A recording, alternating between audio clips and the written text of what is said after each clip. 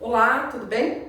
Meu nome é Kate, eu sou enfermeira obstetra, sou professora da Grau e vim aqui falar para vocês sobre um tema que eu amo de paixão: amamentação. Quem que gosta aí, hein? Bom, muita gente gosta e muita gente nem sabe que gosta. Bom, eu espero picar vocês com o bichinho da paixão. Vamos lá, vamos ver se eu consigo, né? Bom, dentro da nossa área da saúde, a amamentação é uma das fases mais importantes. Por que ela é uma das fases mais importantes? Porque a gente está criando um ser humano, certo? Criar um ser humano envolve imunidade. Olha só que legal. Só que amamentar não é uma coisa tão simples. Por que não é uma coisa tão simples? Porque, apesar de ser natural, ela não acontece naturalmente. Nós temos problemas sociais que acontecem, mitos, a própria cultura atravessa a questão da amamentação e interfere nesse processo. Como assim? Vou contar uma historinha para vocês. Houve um momento em que a amamentação ela foi praticada por amas de leite, por exemplo, onde uma escrava era selecionada para amamentar os filhos das pessoas da realeza. Olha só, a gente tem um problema social, certo? E a gente também tem um problema de saúde, que é a amamentação cruzada, que o Ministério da Saúde não recomenda, por questões óbvias de risco, né? Tem uma outra coisa que é interessante da gente saber para que a gente possa estimular essas mulheres. O que é isso? A gente precisa saber que esse leite, ele é específico, ou seja, ele é a espécie específica que a gente fala. Ele é feito para a espécie humana e específico para cada criança. Não vai existir leite igual. Olha só. Se eu tenho um bebê prematuro, nasceu de 30 semanas, por exemplo, é um bebê super prematurinho, vai ficar lá na UTI. O leite desse bebê, ele é diferente de um leite de um bebezinho que nasceu a termo, de 37, 40 semanas, porque é um bebê com necessidades específicas. Além disso, eu tenho uma questão que é de ambiente social dessa mãe e desse bebê. Vamos colocar aí uma mãe em situação de extrema vulnerabilidade e uma mãe que não está nessa situação, que tem água encanada, que tem uma boa alimentação, né, uma situação de higiene melhor, que não está exposta a doenças precárias, relacionadas à precariedade. E uma outra mãe que vive com esgoto a céu aberto, moradora de rua. Essa mãe, ela produz um leite, né, com anticorpos específicos para essa realidade dela. Assim como a outra mãe também. O que a natureza entende? Que precisa preparar esse bebê para a realidade que ele vai viver. Olha que inteligência é isso, gente. Portanto, se eu pegar um bebezinho, né, daqui, dessa mãe, que não vive numa situação de vulnerabilidade, e trago ele para uma outra realidade, esse bebê tem muito mais chance de adoecer.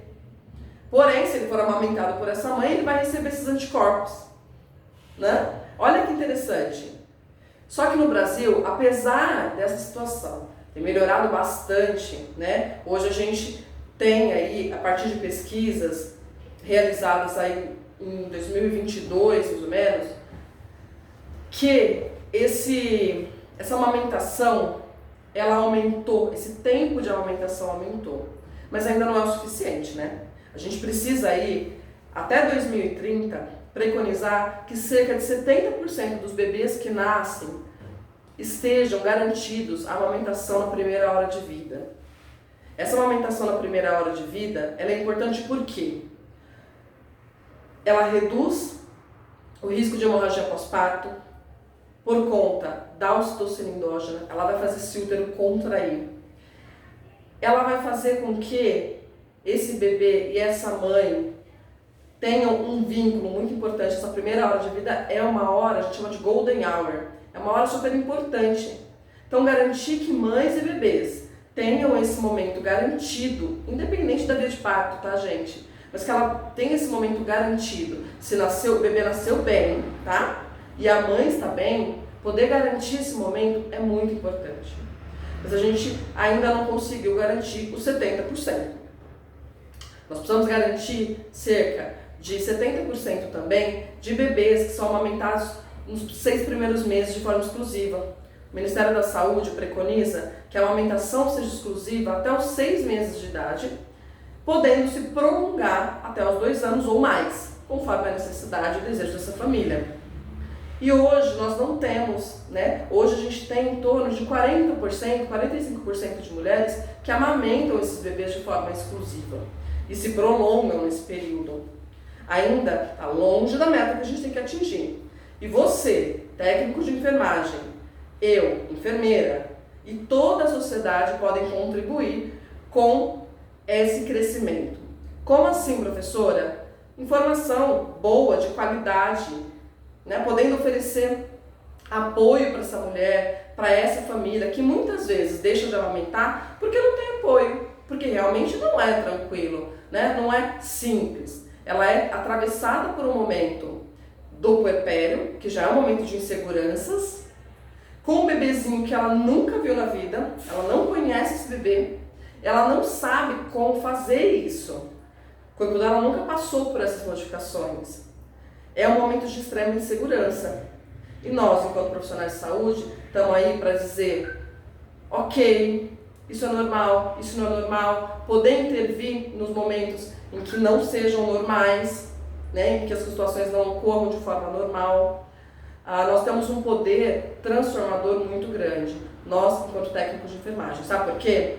Porque essa mulher e esse bebê vão sair da sala de parto, vão para a recuperação pós-anestésica, em se tratando de um parto hospitalar, e vão para o quarto delas. Perfeito. Durante todo esse tempo, a enfermagem vai acompanhar essa família durante 24 horas, do momento que ela pariu esse bebê até o momento que ela tem alta. E aí, nós, enquanto profissionais de enfermagem, precisamos estar munidos de informação de qualidade, para que a gente possa, ao máximo, garantir que essa família saia do hospital com a certeza de que ela está no caminho certo. E que, se houver necessidade, que ela tenha onde recorrer, né? Que ela possa reconhecer situações de emergência, por exemplo, né? Que ela possa reconhecer se esse bebê está mamando bem, se ele não está mamando bem, se ele apresenta algum risco, se aquele leite, que leite que é esse? Você sabia que muitas mulheres não sabem o que é colostro? Você sabia que muitas mulheres não sabem que a descida do leite se dá em torno de 3 a 5 dias? Elas esperam ter o bebê e o leite jorrar da mama dela. E aí, quando elas vão oferecer esse colostro, que é a primeira vacina do bebê, que é importantíssimo e todo bebê deveria ter acesso, elas ficam com medo porque elas acham que é pouco. Porque elas não sabem que, por exemplo, o estômago desse bebê é muito pequenininho. Que no primeiro dia de vida ele tem cerca de 5 ml de capacidade no estômago. É muito pouquinho. Ou seja, esse colostro é o ideal. Elas não sabem também que o leite humano, ele é muito mais fácil de ser digerido pelo sistema digestório desse bebê. E que vai precisar, obviamente, fazer uma oferta com mais frequência para o bebê. O que elas vão pensar? Bom, se a minha fórmula oferece mais tempo de saciedade para o meu bebê, logo ela é melhor. Mas a verdade não é. A fórmula está aí para uma necessidade, é uma invenção maravilhosa dos seres humanos, mas nada substitui leite materno. A gente pode comparar da seguinte maneira: uma colherzinha de colostro, de leite materno, não substitui um caminhão de leite artificial, dado a importância e o ouro que existe aí. Então, o nosso trabalho vai ser estimular essas mulheres, essas famílias e encaminharem com muito conhecimento, muito amor e muita paixão por isso. Então eu espero vocês no finalzinho desse vídeo. Procura o pessoal da Grau, que a gente tem aí programado coisas incríveis relacionadas à amamentação. Eu espero vocês. Boa semana da enfermagem!